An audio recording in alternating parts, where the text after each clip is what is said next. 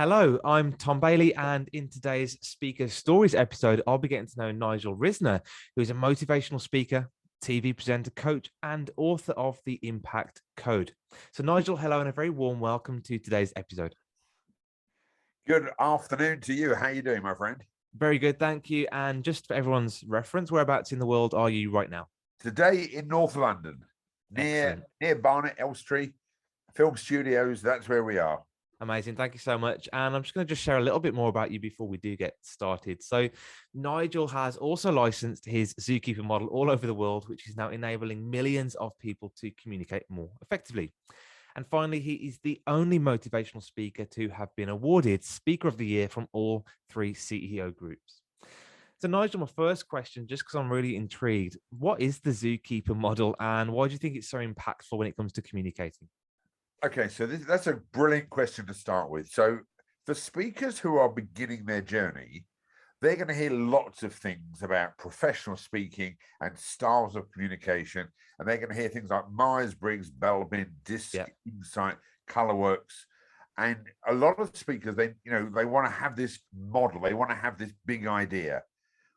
If you can formulate your own idea, then you become the director of your own life. And what happened was, everyone I spoke to was talking about all these wonderful schemes. And I used to challenge audiences to say, well, bear in mind, I've been speaking for like a half an hour. What's my style? And they go, well, I can tell you my style, but I don't know yours. And I then said, well, then you've wasted your money. Because unless you talk to yourself, it doesn't matter who you are. You need to know who your audience is. Yeah. And if you're a professional speaker or you're a wannabe speaker, you need to know who your audience is. So I came up with an idea which I got from working at Whipsnade Zoo at the time, that everyone you're dealing with is a different animal type. And your job is to become an effective zookeeper.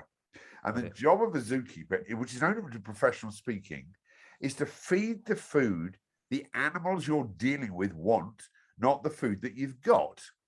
Now, I don't drink alcohol. So someone giving me a present of a fantastic bottle of champagne or a whiskey that's a 1932 Glenmorangie is brilliant if you drink whiskey. I don't.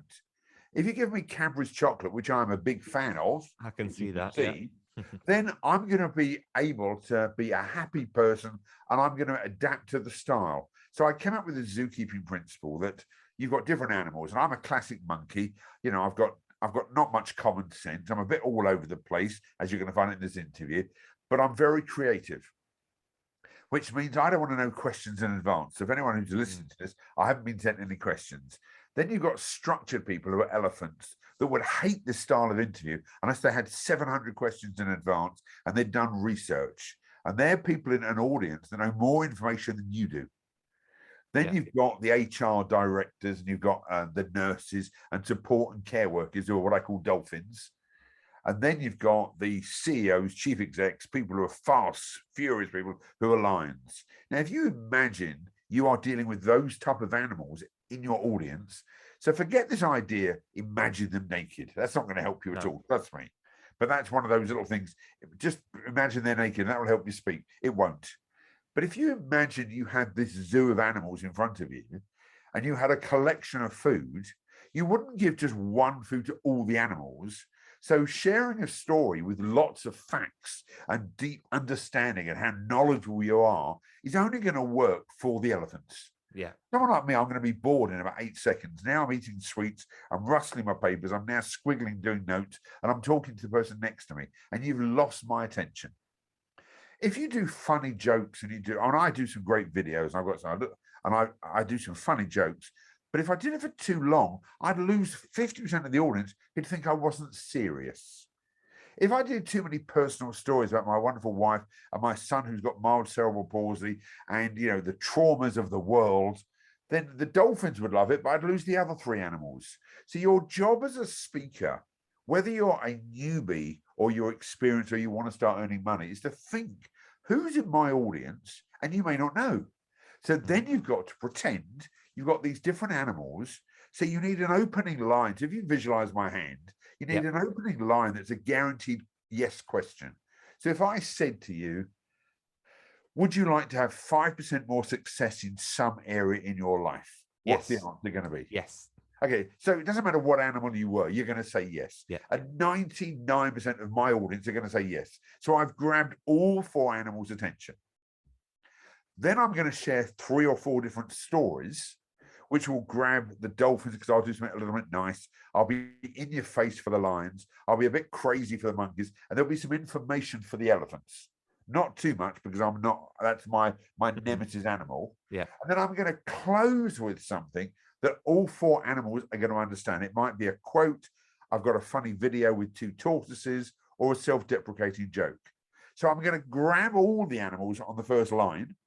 I'm going to share some stories that the 3 or 4 different animals, not all of them, because at some point you're not going to hit every single person. And then I'm going to close with something they're all going to enjoy. Now, if you can master that, you're nearly going to be a very good speaker and then get paid good money. Yeah. If you share scientific papers to an audience and 75% of the audience have not got a clue about neuroscience and the diversity of the Mental Health Wellbeing Act of 1972, you're going to lose 75% within minutes.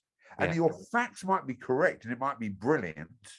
But if I started teaching you the history of the Ukraine-Russian war and the understanding of Putin and understanding why he did the invasion just after the Chinese Winter Olympics, I'm going to lose half the audience.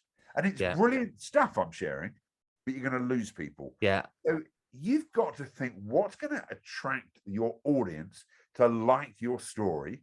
And notice they don't have to like me, but they have to enjoy the process. Yeah. That's so valuable. And I think one of the best things that I captured from that is the fact that it's putting the attention off you as a speaker and actually putting all the attention onto what the audience wants, needs, desires. Because for a lot of my audience who have a bit of a fear of public speaking, they're too busy focused on what they look like, what they sound like, what they're going to come across as. Well, I'll give you an example. Do you know what I'm thinking right now? No, I don't. Okay. So when you're speaking, you're so worried what the audience are thinking. They're not thinking that. They're either thinking, when's lunch? Yeah. Is there going to be a tea break soon? I need to pee. Most of my audiences, when I do Zoom, are thinking, how much chocolate does he eat? So they're not thinking, have I got exactly every word right? I have done, you're going to like this, 3,000 paid professional speeches. Wow. Okay. I've never done a perfect speech. Yeah. Ever. Important. So if I was to, a lot of my stuff is video and I get a chance with my team to look at some of them. I have never, ever, ever done a perfect speech. I've done some brilliant speeches, some phenomenal speeches, some shite ones, by the way, but I've never done a perfect speech.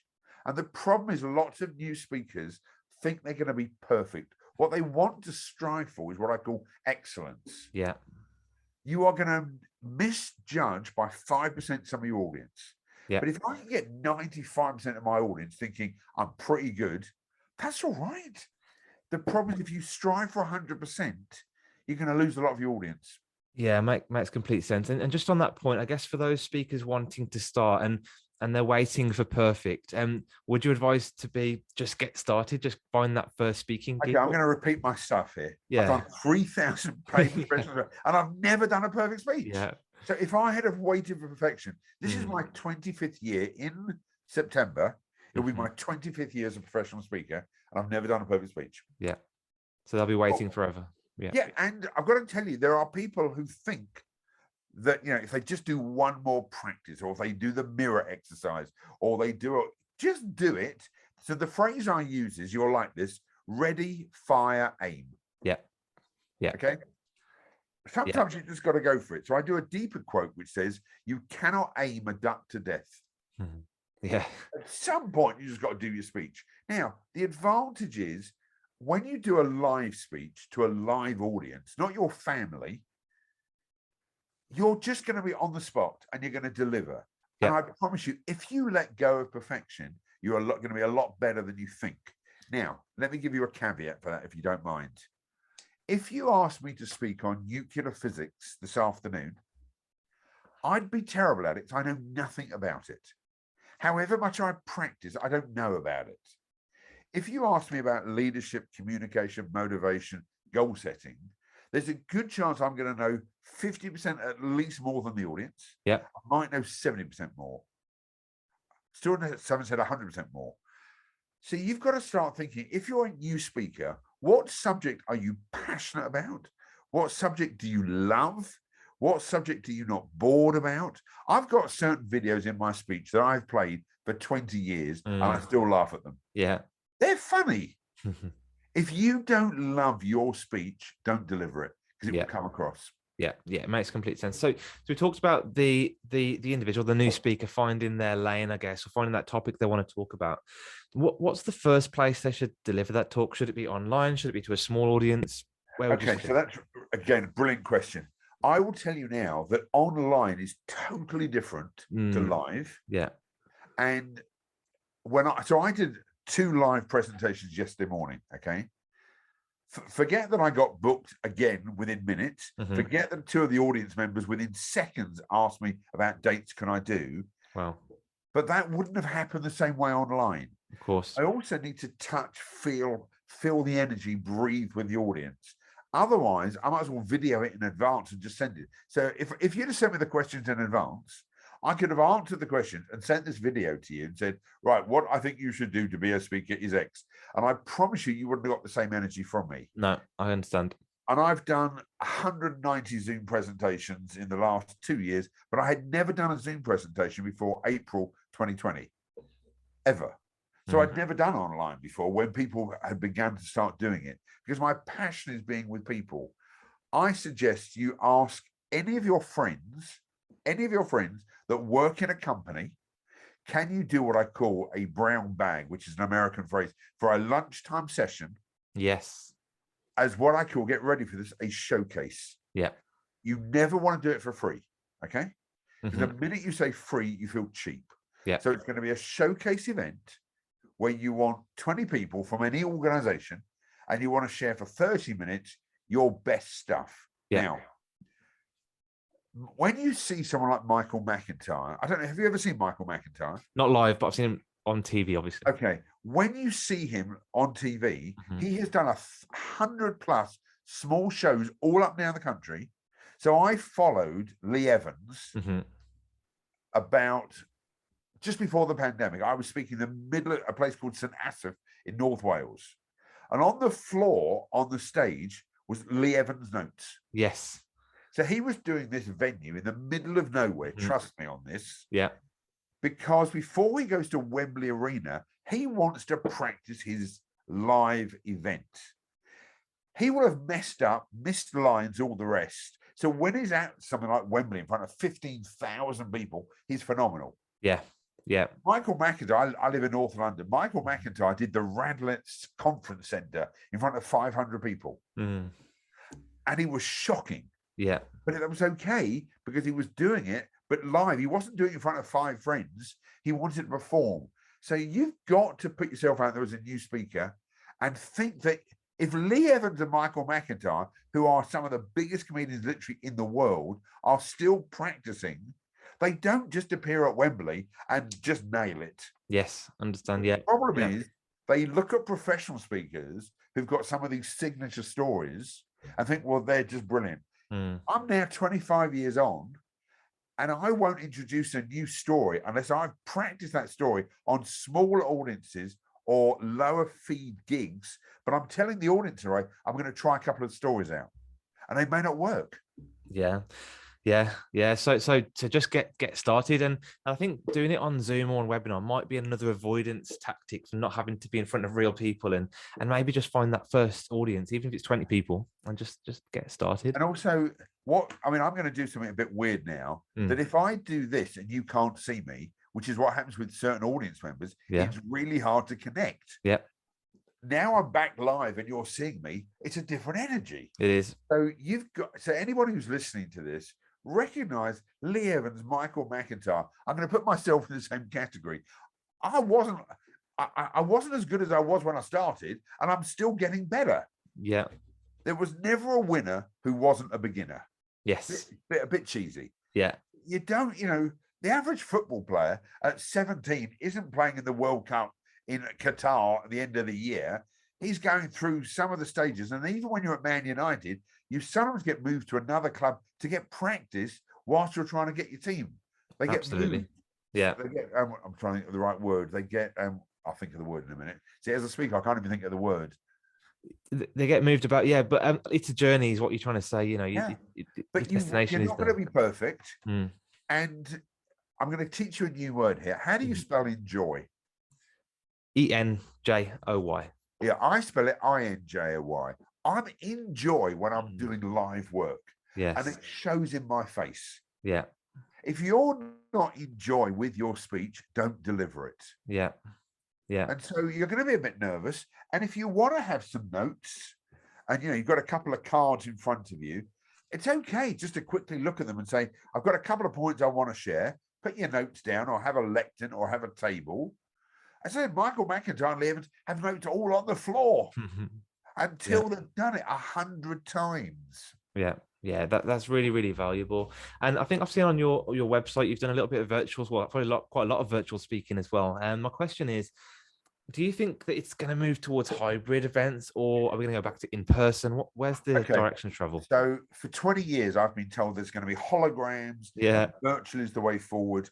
I'm telling you now, the advantage that I did Specsavers in Australia online at the same fee that I got paid when I went there. Okay. Yes. So the beauty for them was they weren't paying travel and all the rest. I was up at 6 o'clock in the morning and I went back to bed at 7:15. Yeah. But I'm telling you now, the feedback I got when I did it live was 10 times better than doing it virtual, Yeah. even though I was good. Yes. And so I've had lots of feedback that said, can't believe how much energy you've got online. You really come across well. But I know deep down, because when we finish this interview, what's going to happen is you're going to press end. Okay. And my heart's going to sink. If I was at a live event, I'd chat with you over lunch. I'd have a chat with you. I'd feel the energy. I'd get some proper feedback, etc. And you might invite me to speak again. That doesn't happen the same way online. Understand? Yeah. Because you close down the program. So there's nothing wrong with doing hybrid events. I don't think the world is going to say we're never doing it. But if you've got 60 countries, and I've done some massive worldwide conferences where there's 60 different countries, the idea that some countries don't have to come all the way for a 2-hour meeting, I think is going to happen. Yes. But national UK conferences, the National Association of Roof Makers, they're going to want people in the room. Yes. Yeah. Completely makes sense. And I think, like you said, that feeling of energy in the room is so important when it comes to speaking. One last question, because we didn't pick up on this. A lot of speakers get to a certain point in their career where they figured out how to speak, they can deliver a great presentation, but they're not yet getting paid to do that because there's a little bit of a jump. So how do you get paid to speak, I guess, is the question. Okay. So here's an interesting fact. You'll get paid when you say to somebody, these are my fees. So one of the questions you want to ask an audience have you used a professional paid speaker in the past? Okay. Yeah. Now, if they say no, then you're going to have to educate them about your fees. Yeah. If they have, the next question to ask is, you're clever, is who have you used? Now, I forgot to ask that question with a major bank, and they had used a speaker who charged £35,000 before. Wow. Yeah. And I charged 9.5. If I had have known who they'd used, my fee may have been double. Yes. So I got in my own way. Yeah. Sometimes if you ask better questions, you get better answers. Yes. If they've never used a paid professional speaker. So I've done some work with nurses before where I'm in a room in a hospital where there are plastic cups at the back of the room and the only expense is me. I've been at other conferences where it's a conference of 3 days, multi-pharmaceutical. They're spending $1 million plus on this event. My fee is the material. Yeah. So it's about judging your audience and having what I call fee integrity, which is maybe a subject we'll come back to next year when you invite me back. Listen to my language, when you invite me back. Yeah. Does that make sense? So it does. At some point, you've got to say this line: I'm a professional speaker. These are my fees. But what happens, people go, if you just pay me some expenses, that would be fine. Yeah. Well, then I don't want a plastic cup on stage, which is one non-paid speakers get. Yeah, I want Diet Coke, a bar of Cadbury's chocolate, and these are my fees. I don't always get my whole fee, but then I have another whole program about what my negotiations are. So they're expecting to pay expenses. They're expecting to buy some books. And here's a tip for everyone: start writing now. Don't wait 4 years to write a book. Start Yes. writing, journalizing, start doing articles on LinkedIn, Twitter, Instagram. All that stuff is part of your marketing. Don't wait too long. The Yeah. 7 tips of 7 ways to be more effective in the workplace, whatever it might be. Books are a great business card. So I give lots of books out to people as a business card. And by just saying, best-selling author or author of X book, it just gives you that extra credibility as well. All about credibility. Yeah. But they then feel very comfortable that you've got a book. But make sure your book is good. Yeah, of course. Yeah. Brilliant. Well, Nigel, thank you so much. I could talk to you all day, but thank you so much for the value. I think the next question from me, which is really important, is if somebody wants to book you as a speaker or connect with you online, where would they go? Go to my website, which is nigelrisner.com, Yep. and make sure your website's easy for people to find. Don't do some elevate speaker hyperlink underneath, I'm the champion, etc. On LinkedIn, Nigel Risner, on Instagram, on Facebook, just go to nigelrisner.com. There's a quiz to find out which animal you are. We don't even ask you your details. Just go have a quick look. I love that. Do the quiz. We've got books on there. If you put in pivot, PIVOT, there's a discount. I don't know what it is. I'm a monkey, but there's some discount.